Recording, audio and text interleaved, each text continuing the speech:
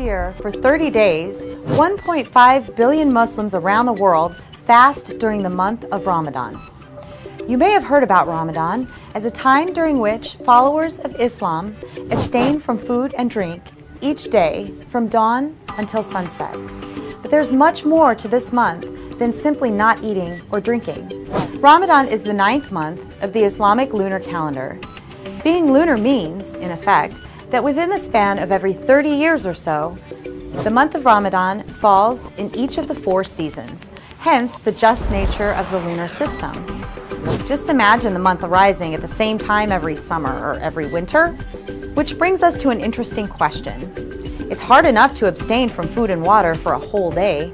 How do people do it in the summer? Not even water? Actions that Muslims are commanded to avoid during fasting hours include eating, drinking, smoking, having sex, and the list continues. Then they are free vis-a-vis these actions until daybreak of the following day. The time to break the fast, or in other words, to feast, coincides with sunset. It is often a fun time for families and friends who share meals and invite each other over for dinner, or dine with their local community at a mosque or center. Obviously, there are exceptions. For someone with health concerns who requires medications throughout the day, fasting is not an option for them. In general, where fasting compromises an ill person's pace of treatment or prognosis, they are ordered to refrain. Other exceptions include pregnant women, nursing mothers, postpartum women, children, travelers, and seniors who either cannot tolerate fasting or upon whom fasting is harmful. Almost everyone else, fasting is fair game. The month of Ramadan is a time of reflection and self-improvement in terms of oneself, one's behavior with other people, and one's relationship with the divine. Fasting has much inner and outer wisdom underlying it.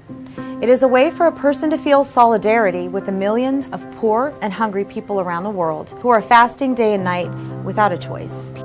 People usually take food and water for granted and rarely ever feel real hunger, and so don't think about those who are suffering. Fasting is a means for one to share a little bit in the pain that millions of others go through every day, and to feel more motivated to give to charity to help those who are in need and society's more susceptible ones. Fasting means abandoning, and this abandoning entails physical actions such as eating, drinking, and abstract actions such as abandoning one's ego and becoming totally selfless and annihilated in the divine.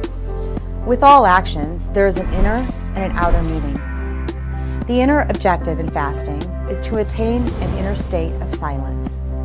This is acquired by slowly, surely taming one's animal dimension, thus becoming closer and closer to the essence of what we are.